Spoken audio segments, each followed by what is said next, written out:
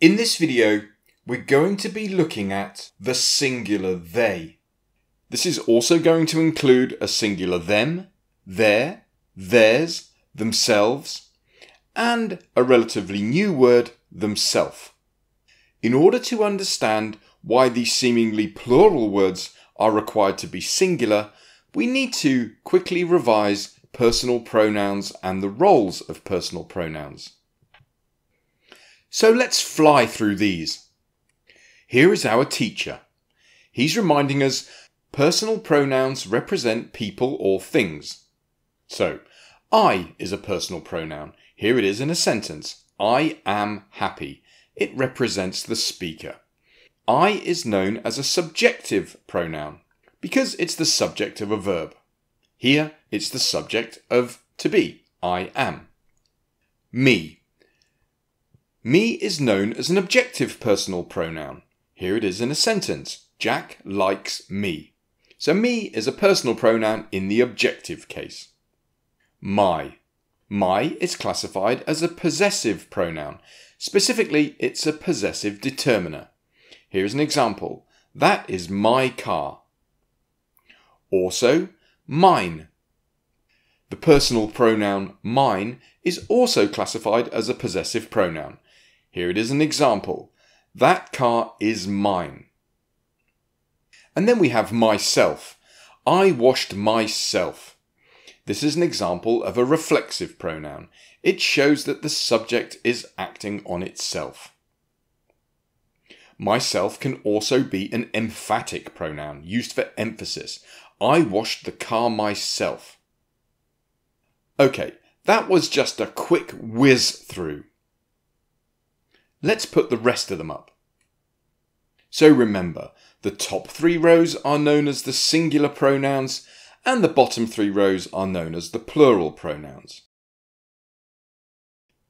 These are the first person singular pronouns and these are the first person plural pronouns.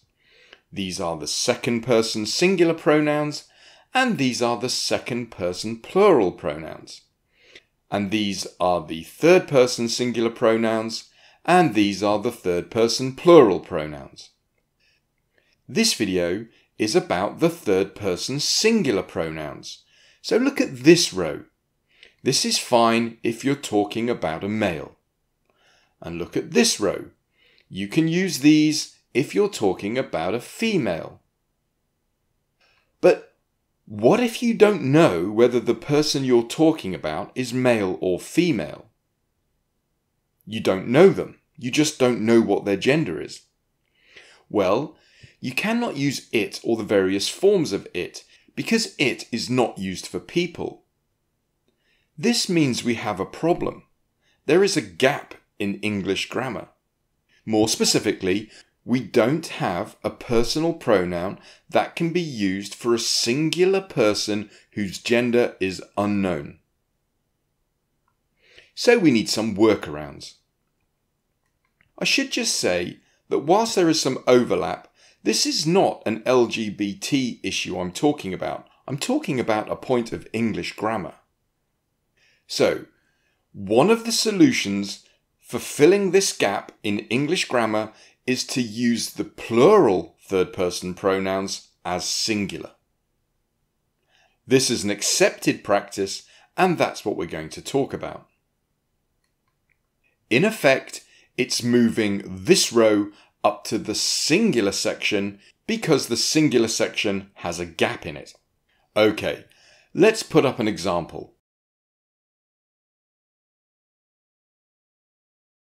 A good teacher knows his students. Here we have the word his. But this is making the assumption that the teacher is male. Well, this sentence applies to any teacher, so I'm going to mark this as wrong for now. Let's look at some options to correct this. Well, there are potentially 4 options. Let's go through them. Option 1. Good teachers know their students. Option 1 is go all plural. Change teacher to teachers, change knows to know, and change his to their. This sentence is now all plural. Option 1 is a great option, and it's the one you should go for every time. Let's look at some other options. Option 2 is use a plural they, or in this case, their. A good teacher knows their students. This is fully acceptable because, as we've seen, their can also be used in the singular section of personal pronouns. Option 3. A good teacher knows his or her students. This is very clumsy. Whilst it's grammatically fine, it's too clumsy to use, and the advice is avoid this version. And you may also have option 4. A good teacher knows his students. Now, this looks exactly like the top one, which I've said is wrong. However, this could potentially be okay. If we know all our teachers are male, then this option is fine.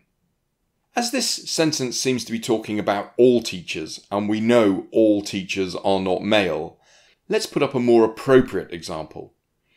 Each team leader is responsible for his team's safety. This sentence is fine if we know that every team leader is male. Of course, we could have each team leader is responsible for her team's safety if we know every team leader is female. So option 4, which is a good option, could also be appropriate if you know that all of the people you're talking about are the same gender. So let's clear some of that.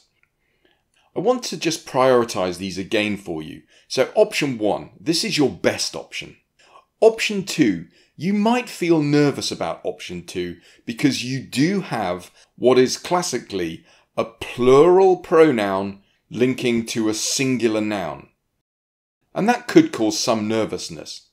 But that nervousness is now outdated. Remember, when you're talking about a singular person whose gender is unknown, you cannot use he and all the versions of he. You cannot use she and all the versions of she. You cannot use it and all its versions because it is not used for people. They would all be wrong. An acceptable option is to use a pronoun from this line. That is fully acceptable. Remember, this line effectively lives here now. There is just one quick point I'd like to make. Look at the word themselves. For many people, that just seems too plural. And this word, themself, which your spell checker is quite likely to show as an error, is becoming more acceptable. A little bit more about that in a second. Let's go back to our prioritization. So, you shouldn't feel nervous about option 2. It's fully acceptable now. So let's look at that word themselves again. This is what we're talking about. A good teacher knows themselves and their students. Here we have themselves linking to a singular noun. That is fine, but this new option is increasingly popular. A good teacher knows themselves and their students. And now we have what clearly looks like a singular pronoun linking to a singular noun. Option 3 is to be avoided, it's just too scruffy. And option 4 is fine if you find yourself in a situation where all the people are the same gender. So remember, these are your 4 options if you're talking about a singular person whose gender is unknown. The best option, go plural throughout. That is the tidiest option. That's everything. Thanks for watching.